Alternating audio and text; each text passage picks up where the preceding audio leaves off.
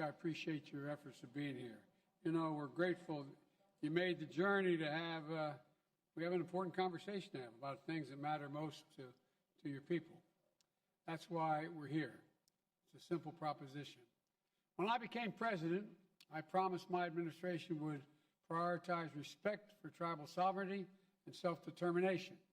Otherwise, Danny Inouye would come down from heaven and beat me up. I was raised by Danny Inouye. You think I'm joking? I remember once I said, all those Indian nations. She said, no, nations, Joe, nations, nations. And that was 50 years ago. You know, that we usher in a new era of relationship between our government and nation-to-nation relationships. We've made progress, but we know Indigenous communities still live in the shadows of the failed policies of the past. That's why I committed to working with you to write a new and better chapter in American history for Indian nations. To honor the solemn promise the United States made to tribal nations to fulfill our federal trust and treaty obligations and to work together to rebuild tribal economies and institutions. To make this new era, well, you should be clapping. This is the first time this has happened. Come on, guys.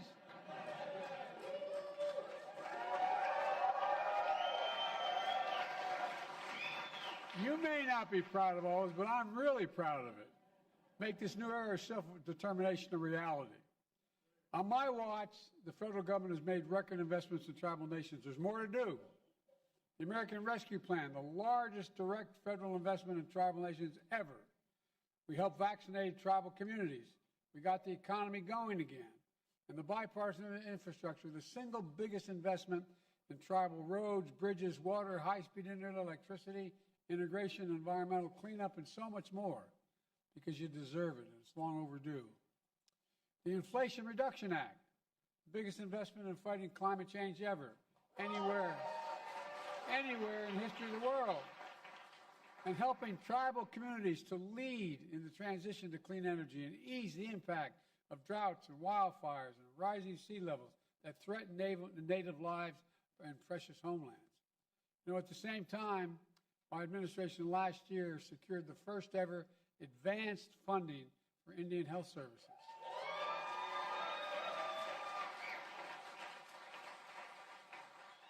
$5.1 billion locked in before budget negotiations so hospitals could plan ahead, order supplies, hire doctors, knowing the money would be there. And we're going to keep fighting to make sure that funding is a mandatory part of the federal budget, so tribes can count on it year in and year out.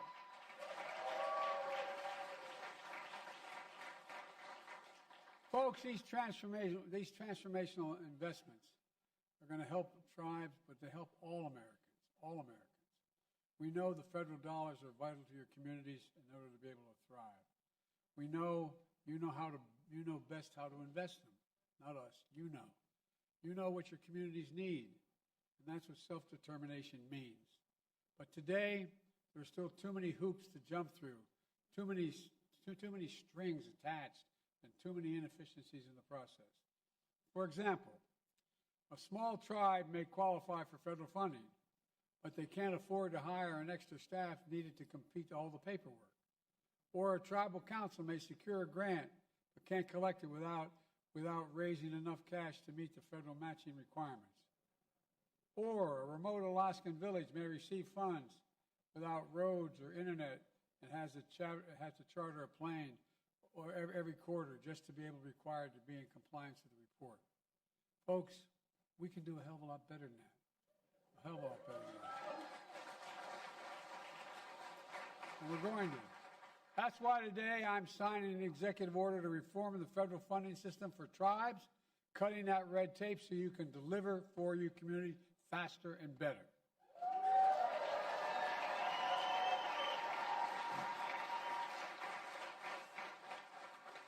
And here's what that order does. It requires federal agencies to streamline grant applications, to co-manage federal programs, to eliminate heavy-handed reporting requirements that gives tribes more autonomy to make your own decisions. Not to mention, it's more efficient. We know this approach works because because we're doing it in some programs already, and we've been doing it for some programs for nearly 50 years. Take the Indian Health Service.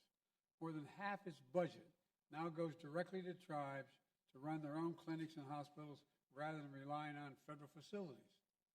That's a source of local pride, deliver quality care tailored directly for each community because communities are different. Today's executive order also creates an online clearinghouse, a one-stop shop where tribal governments can more easily search for grants and all in one place. And that to me, by the way, not only tribes, but every state's asking for the same thing. And the order also tasked the Office of Management and Budget and my Domestic Policy Council with identifying areas where our funding falls short and ways to meet these needs going forward. Folks, separately, we're also streamlining the Buy Indian Act so federal agencies get more goals and services, goods and services from Native-owned businesses. Native-owned businesses.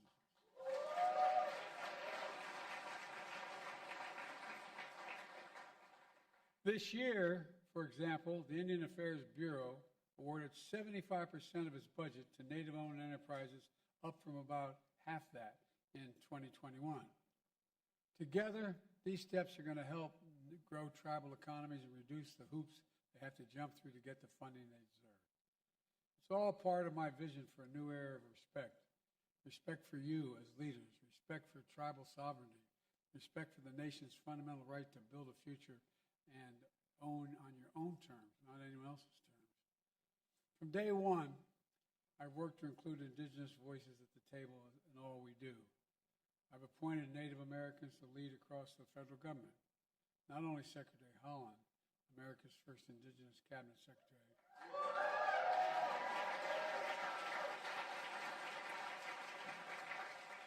and I can say without exaggeration, she's doing one hell of a job. One hell of a job. But scores of other Native Americans in key roles across the administration. I've been proud to reestablish the White House Council on Native American Affairs to help coordinate that policy as well. And I'm proud to relaunch this annual summit after years of neglect by my predecessors. I was proud to take historic steps to improve consultation process between federal agencies and tribal nations. Working together, we also reauthorized the Violence Against Women Act, which I wrote as a U.S. Senator, expanding tribes' sovereign jurisdiction, their sovereign jurisdiction. And I directed federal agencies to work with you to address the missing and murdered Indigenous people. At the same time, preserving important and ancestral tribal lands. I restored protections for my predecessor, gutted by my predecessor, at 3 national monuments. Grand Staircase and Bears Ears. And by the way, you know how that happened? I was in a plane, and a little girl came up to me, she said, "Mr. President, can you take care of Bears Ears?" And I thought she said, "Can I take care of her ears?" And I said, "What, honey?" She said, "Bears Ears, it's really important." And guess what? She was dead right, and we did take care of it.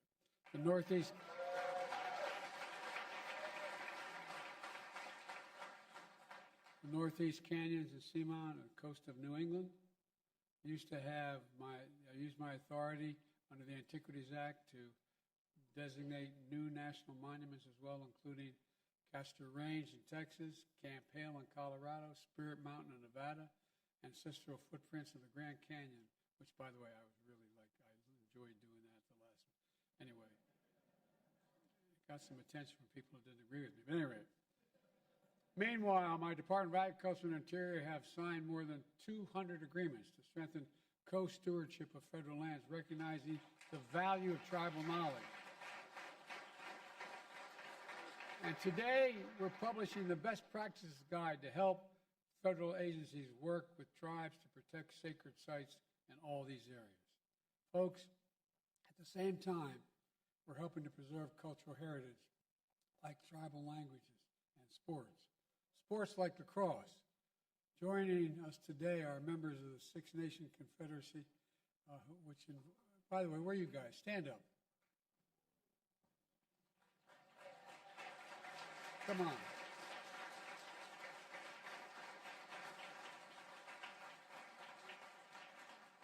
Which invented lacrosse nearly 1,000 years ago. The game brought tribes together, a force for peace, friendship, and healing. The Six Nation players are still among the very best in the world. And as a point of personal privilege, I know about this because I went to Syracuse University, long the home of a powerhouse lacrosse program. And I might add, my daughter was a first-rate lacrosse player in high school, and my niece was an All-American lacrosse player at Harvard. So we have a little knowledge of lacrosse in our family. I wanted to play lacrosse, but you had to choose between lacrosse and football. You couldn't play both in the same season. Since I was a powerful 6'1", 158-pound flanker back, I was a runner-up a state scoring championship. Don't laugh, man. As they say in football, I got soft hands. Guess what? This fall, it was announced that lacrosse will once again be an official Olympic sport.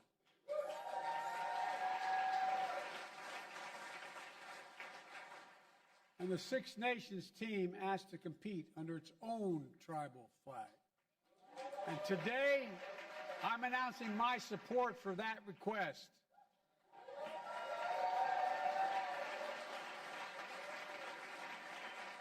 Their ancestors invented the game. They perfected it for a millennia. Their circumstances are unique, and they should be granted an exception to field their own team at the Olympics.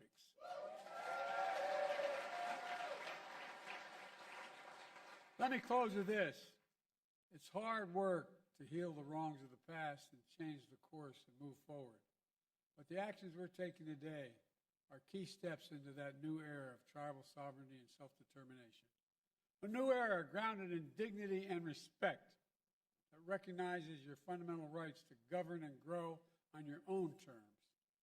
That's what this summit is all about. That's what this summit is all about. So I want to thank you all for being here, allowing me to be with you, and I look forward to continuing our work together. Now it's my honor to sign the executive order to do all the things I just said. So thank you, thank you, thank you.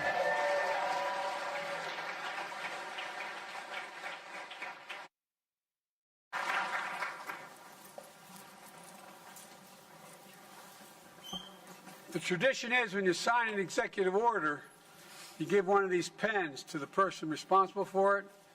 You're all going to get a pen. I only have one. But I promise you're all going to get one. Executive order reforming federal funding and support for tribal nations to better embrace our trust responsibilities, promote the next era of tribal self-determination.